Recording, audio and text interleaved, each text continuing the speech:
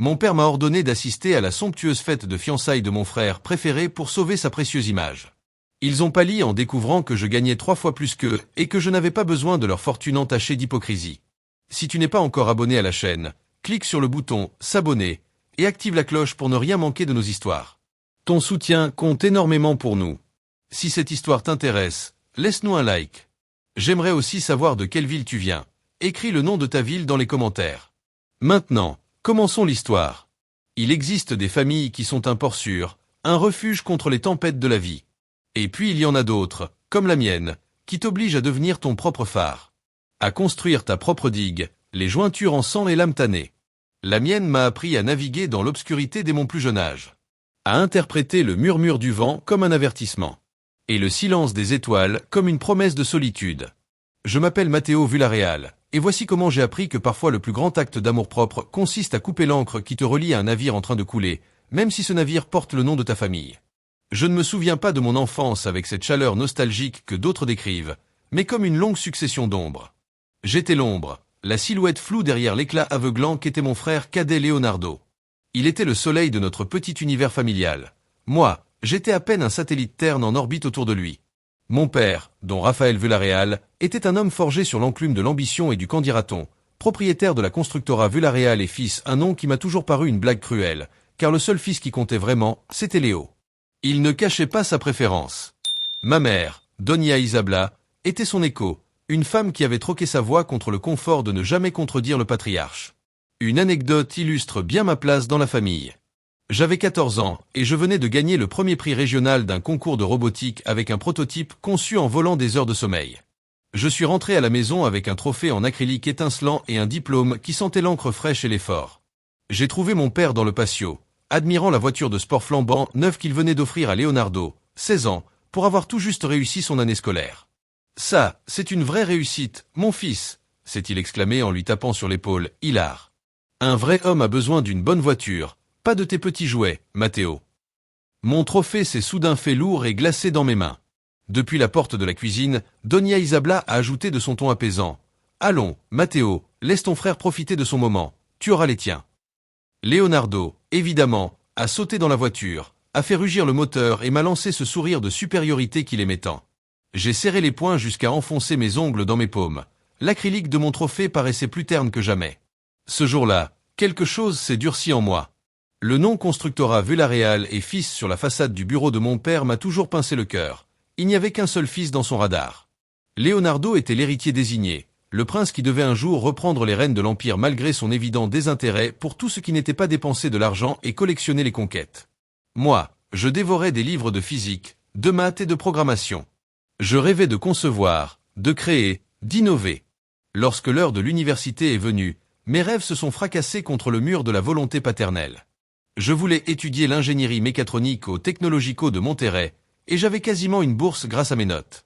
J'ai présenté mon projet à mon père un soir, durant l'un de ces dîners où seuls retentissent ces monologues ou les anecdotes banales de Leonardo. La réponse a été un coup de massue. Ingénierie civile à l'université d'État, un point c'est tout, a-t-il décrété en frappant la table du poing.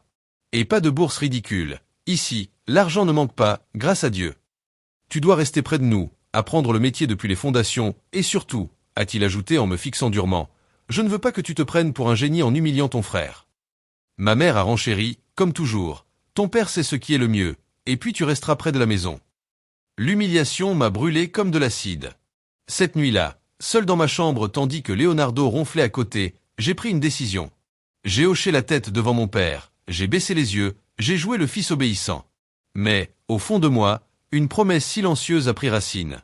Mon meilleur ami Andrés, à qui j'ai tout raconté, m'a donné le conseil qu'il me fallait. Ces types ne savent pas à qui ils s'attaquent, Matteo. Prouve-leur qui tu es, mais à ta façon. C'est exactement ce que je comptais faire. Je tracerai mon propre chemin, bâtirai mon avenir brique après brique, loin de leurs ombres et de leurs attentes. J'ai juré qu'un jour le nom Villarreal aurait pour moi une autre signification, écrite de ma propre main. Le plan était audacieux, presque fou, mais l'alternative, me soumettre et voir mes rêves se faner, était impensable. Pendant les semaines suivantes, je suis devenu un excellent acteur. J'ai feint l'enthousiasme pour l'ingénierie civile à l'université autonome de mon État. Dépliant en main, visite du campus avec un air résigné, cela a suffi à satisfaire don Raphaël. Dans son arrogance, il a pris mon obéissance pour acquise. Il m'a versé une généreuse scolarité et une mensualité pour mes dépenses. Cet argent est devenu la pierre angulaire de ma vraie stratégie. En secret, ma candidature au Technologico de Monterrey était bouclée. J'étais accepté avec une bourse couvrant 70% des frais. J'avais trouvé un logement d'étudiant bon marché près du campus. Avec l'argent de l'inscription d'État et le premier versement mensuel, j'ai payé la caution d'une petite chambre à Monterrey et le reste de mes frais au tech. Pour compléter, j'ai contracté un petit prêt personnel que je comptais rembourser vite, grâce à des jobs à mi-temps et à ma bourse d'excellence, qui augmenterait si je maintenais mes notes. Les premières semaines à Monterrey furent un mélange d'euphorie et de peur. Je vivais d'une austérité presque spartiate, une chambre à peine plus grande qu'un placard, du thon en boîte, des nouilles instantanées et parfois une torta du coin. Mais chaque matin, en marchant vers le campus imposant du tech, je ressentais une liberté inédite. J'étais seul, oui, mais j'étais maître à bord. Chaque décision, chaque sacrifice était le mien. J'ai décroché un job de nuit comme programmeur freelance pour de petites entreprises, perfectionnant mes compétences et gagnant assez pour mes dépenses et le prêt. Je dormais 4, parfois 5 heures. Les cours étaient exigeants, le niveau très élevé, mais j'étais dans mon élément. Je dévorais chaque leçon, chaque projet. Mon cerveau, longtemps sous-stimulé chez mes parents, tournait à plein régime. Je me suis sans le vouloir fait remarquer. J'ai gagné un concours interne avec une appli qui optimisait l'usage des ressources dans les labos. L'un de mes profs, dont Ernesto Portillo, ex-ingénieur de Pemex devenu consultant en innovation, a repéré mon potentiel. Sage et taciturne, il m'a dit un jour après une présentation brillante, « Vous avez la fibre, jeune Villarreal. Pas celle que votre père valorise, mais celle rare de ceux qui construisent l'avenir. » Ces mots ont été un baume. Il est devenu mon mentor, me guidant à l'université et dans le monde pro. Grâce à lui, j'ai obtenu un stage très recherché dans une start-up high-tech pour l'été. Avec ma famille, je gardais le contact au minimum et de façon stratégique. Court appel toutes les 2 semaines, réponse préparée, tout va bien, papa. L'ingénierie civile est passionnante. Les visites à la maison étaient éclairs. Noël, un anniversaire incontournable, juste pour entretenir l'apparence. Leonardo ne manquait pas de me narguer. Dernier voyage en Europe, nouvelle Rolex, conquête amoureuse. Toujours avec tes bidouilles d'ordinateur, frangin? Moi je reviens de Cancun avec Sofia. Quel niveau? Trouve-toi une copine, histoire de... Je souriais intérieurement, pensant aux algorithmes que je développais, aux projets que je dirigeais, à mon compte qui, modeste mais solide, grossissait grâce à quelques placements crypto avisés. Chaque peso gagné, chaque ligne de code était une brique de plus dans la forteresse de mon indépendance. Je bâtissais mon destin en silence, avec la patience d'un architecte convaincu que son chef-d'œuvre prendra du temps mais sera indestructible. Le temps, sculpteur implacable, a filé. 3 ans ont passé dans un tourbillon d'études intensives, de projets exigeants et d'une croissance personnelle qui m'a transformé. J'ai obtenu mon diplôme du tech avec mention, 1 an plus tôt que prévu, grâce à des crédits supplémentaires et des cours d'été.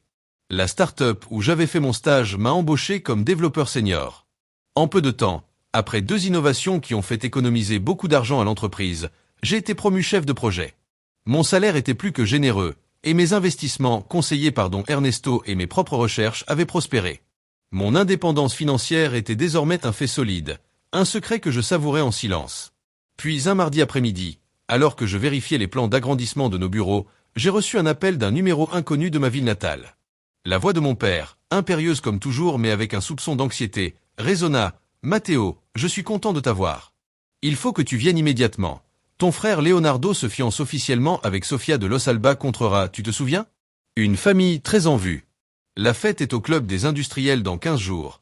Ta présence n'est pas souhaitable, elle est obligatoire. » Je marquai une pause, digérant l'information et surtout le ton. Sofia de Los Alba Contrera, je me souvenais vaguement d'une jeune femme séduisante et plutôt hautaine présentée par Leonardo à un Noël. Le club des industriels, le lieu le plus exclusif de la ville. Cela dépassait une simple fête de fiançailles. « Pourquoi tant d'urgence, papa ?» ai-je demandé le plus calmement possible. Je l'entendis respirer profondément. « Écoute, Matteo, poursuivit-il, baissant légèrement le ton sans perdre son autorité, c'est plus qu'une fête. C'est vital pour la constructora. Les Alba Contrera envisagent un partenariat, une injection de capital dont nous avons grand besoin. Le vieux Don Ramiro Alba Contrera est très traditionnaliste. Il accorde plus de valeur que tout au monde à l'unité familiale.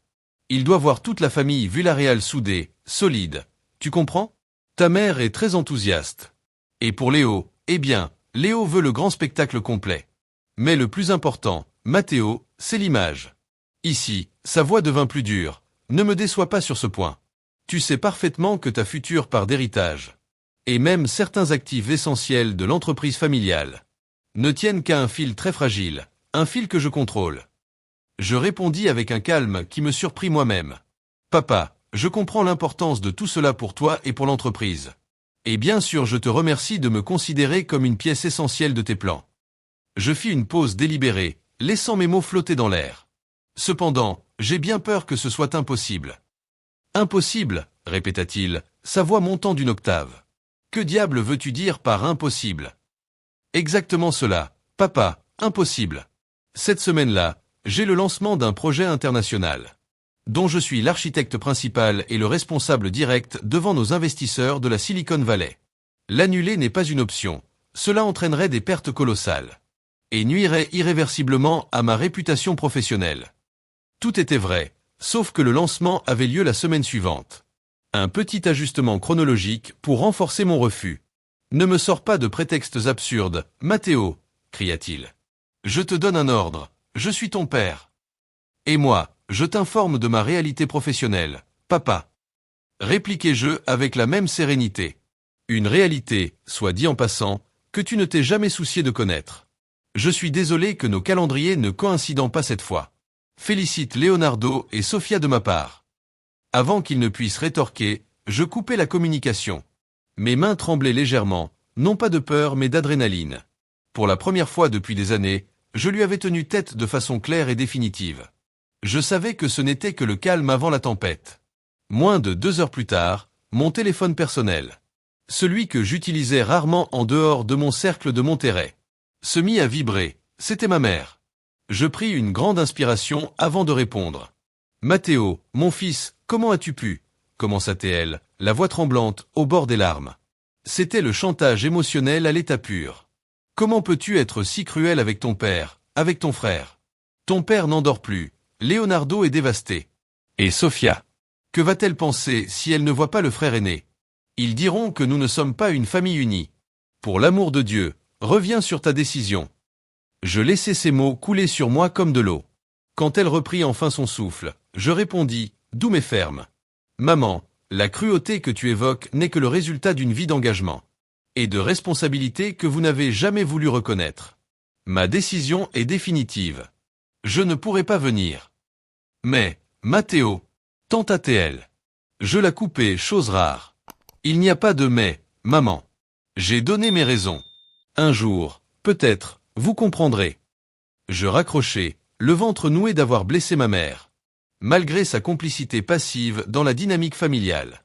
Le lendemain, ce fut le tour de Leonardo. Son appel mélangeait arrogance habituelle et tentative maladroite d'appeler à la fraternité. Quoi de neuf, frangin? Franchement, Matteo, t'abuses grave. Sophie est en plein préparatif, papa est furax. Il m'a même menacé de me retirer la BMW si je ne te convainc pas. Il dit que si tu ne viens pas, j'aurai des problèmes moi aussi. Allez, viens boire un verre, on fait comme si tout allait bien. Et tu retourneras à tes ordinateurs, ok? Leonardo, répondis-je, la voilasse. Ma vie ne tourne pas autour de tes fêtes. Et si papa veut te retirer la voiture, c'est votre problème, pas le mien. Ces menaces ne fonctionnent plus sur moi. Je raccrochai avant qu'il ne lâche une autre niaiserie. Le soir même, ma tante Carmen, la seule parente à m'avoir toujours témoigné un véritable affection, m'envoya un courriel. Mon chéri, je ne sais pas exactement ce qui se trame. Mais ton père semble désespéré. J'ai entendu des rumeurs sur la situation financière de la constructora. Ce n'est pas aussi brillant qu'ils le prétendent. Et Sofia, je n'arrive pas à la cerner. Faites attention. Le message de ma tante confirmait mes soupçons. Mon père devenait nerveux. Quelque chose de louche entourait cette Sofia. Andrés, mon meilleur ami, me mit en garde. Méfie-toi, Matteo, ton paternel n'accepte jamais un non. S'il est vraiment aux abois, il va passer à la vitesse supérieure. Et cette fille, ça sent mauvais. Les appels manqués de mes parents se multiplièrent. Les messages vocaux de don Raphaël devenaient de plus en plus hostiles, remplis d'ultimatums sur mon héritage inexistant. Mais chaque tentative de manipulation ne faisait que renforcer ma résolution. J'avais passé trop de temps sous leur ombre. Désormais, je laisserai mon propre soleil briller sans entrave. Puis, une nuit, presque à 23 heures, le téléphone sonna encore.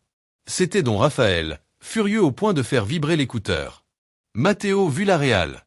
Assez de jeu. Tu es un traître, un ingrat. Après tout ce que j'ai fait pour toi, l'éducation, le toit, le nom de famille. Voilà comment tu me remercies. Tu refuses de remplir ton devoir envers ta famille. Je le laissai vider sa bile, respirant lentement. Quand il fit enfin une pause, je pris la parole, étonnamment calme. Papa, avant de réciter tous les bienfaits que tu m'as accordés, permets-moi de te poser 2 questions honnêtes. Silence à l'autre bout. Des questions. Quelles questions ridicules. Gronda-t-il. Très simple. Première, sais-tu combien je gagne vraiment? As-tu la moindre idée de ma situation financière actuelle? Parce qu'il me semble que tu imagines que je vis encore des miettes. Que tu m'envoyais pour l'université d'État, celle où, soit dit en passant, je ne suis jamais allé.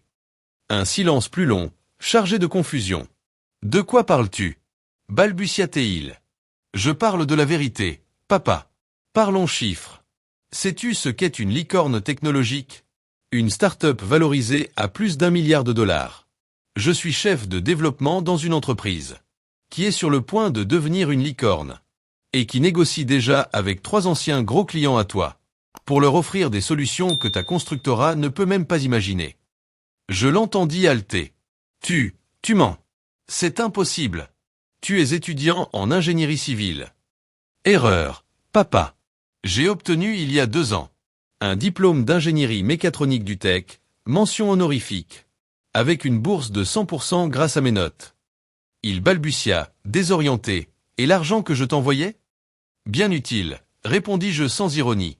Il a couvert mes frais de départ et m'a permis d'investir dans un petit portefeuille actions crypto, aujourd'hui largement supérieur au capital social de la constructora. Chiffre public, si ça t'intéresse. Le coup fut violent. Je pus presque sentir son silence se solidifier. Passons à ma dernière révélation. Mes revenus de base, sans les bonus ni mes parts, dépasseront cette année plus du triple du bénéfice net que ta constructora a déclaré l'an dernier. Alors, ton héritage? Tes actions? Garde-les, je n'en ai jamais eu besoin pour tracer ma route. Enfin, il souffla, brisé. Tu nous as menti toutes ces années. Non, papa. J'ai vécu ma vérité en secret. Parce que vous ne m'auriez jamais permis de la vivre au grand jour. Les chiffres ne mentent pas, contrairement aux apparences que tu cultives. Ma mère, en haut-parleur, étouffa un sanglot, dont Raphaël grogna quelque chose d'indistinct avant que l'appel ne se coupe net. Je savais que ce n'était que le début des répliques du séisme. Après avoir raccroché, j'ai bloqué les numéros de mes parents et celui de Leonardo. Fini le jeu, fini les manipulations. Désormais, c'est moi qui fixerai les conditions de tout futur contact. Les jours suivants furent d'une paix tendue. Je m'attendais à une riposte, mais seul le silence vint. Jusqu'à ce que ma tante, Carmen, m'envoie un message inquiet. Matteo, ton père vient de faire un malaise, il est à l'hôpital. La constructora est au bord de la faillite. Et Sofia, c'était une arnaqueuse professionnelle. Elle a disparu avec tout l'argent qu'ils lui ont donné. Le choc fut énorme, mais je restai froid. Leur empire s'effondrait sous le poids de leur propre arrogance. Peu après, j'ai reçu un message vocal de ma mère enregistré depuis un téléphone public. Matteo, mon fils, nous sommes ruinés. On va saisir la maison. Que va-t-on devenir? Je l'ai écouté, j'ai ressenti une pointe de pitié. Mais aussi une distance froide. J'ai effacé le message. Je devais d'abord avoir une vision claire. Ma tante confirma la catastrophe. La maison hypothéquée, les terrains saisis. Dont Raphaël dépressif, Leonardo introuvable. Ta mère pense que tu es leur unique espoir. Je posai la question. Et papa? Il a dit, ce n'est plus mon fils. Cette phrase m'a libéré du peu de culpabilité qui restait. Quelques semaines passèrent. Mon père, toujours plus désespéré, se présenta un jour. Sans prévenir, à la réception de mon entreprise high-tech. J'étais en visioconférence. Mon assistante m'avertit. Votre père insiste pour vous voir. Je l'accompagnai dans une salle vitrée. Il paraissait diminué, son costume trop grand. Il s'effondra sur une chaise. Matteo, ta mère et moi sommes à la rue. Les banques se servent. Gutiérrez offre des miettes pour la société. Aide-nous. Un prêt, n'importe quoi. Pour que ta mère ne souffre pas. Je te rembourserai, je le jure. Je l'ai écouté, puis j'ai parlé. Espérance, dis-tu? Où était mon espérance? Quand tu m'as forcé à renoncer à mes rêves. Quand tu as glorifié Leonardo et ignoré mes réussites. Ton royaume s'est effondré de ta propre main. Et tu voudrais que je le reconstruise? Je projetais 2 graphiques. Courbe ascendante de ma société et chute libre de la constructora. Voilà les faits. Mes ressources servent mon futur, pas pour réparer ton passé. Laura, pourrais-tu raccompagner Monsieur Villarreal? Il me regarda une dernière fois, brisé. Puis suivit mon assistante hors de la pièce. Je pensais que c'était la dernière scène. Mais il restait encore un acte. Leonardo. Quelques semaines plus tard, surgissant sale et hagard. Dans le parking de mon immeuble chic. Matteo, aide-moi, je dors dans la rue. Pleura-t-il. Je le regardais sans émotion. Que veux-tu? Un lit. De l'argent. Tu n'as rien appris. Tiens, 500 pesos pour quelques repas. Après ça, débrouille-toi. C'est notre dernier lien. Reviens, et j'appelle la sécurité. Je partis sans me retourner. Des mois plus tard, ma tante m'apprit que mon père avait fait un infarctus. Que ma mère vivait chichement. Et que Leonardo avait disparu, peut-être passé la frontière, peut-être tombé dans l'addiction. Je lui répondis simplement, merci de m'avoir informé. Prends soin de toi. 1 an plus tard. Dans un bureau élégant mais modeste portant le logo MV Innovation. Je signais mon premier gros contrat à la tête de ma propre entreprise. Dont Ernesto, désormais mon associé, leva son verre. À un avenir bâti sur des fondations solides. Mon téléphone sonna, c'était Sophia. Mais ma Sophia à moi, une architecte brillante et au grand cœur. Ma fiancée avec qui nous planifions des vacances en Toscane. Je souris. Certaines familles te donnent des racines profondes. La mienne m'a donné des raisons d'arracher les miennes et d'apprendre à voler. Dans ce vol solitaire, j'ai découvert que le seul héritage qui compte est celui qu'on construit jour après jour. Avec intelligence, effort et intégrité. Et celui-là, personne, absolument personne, ne peut te l'enlever.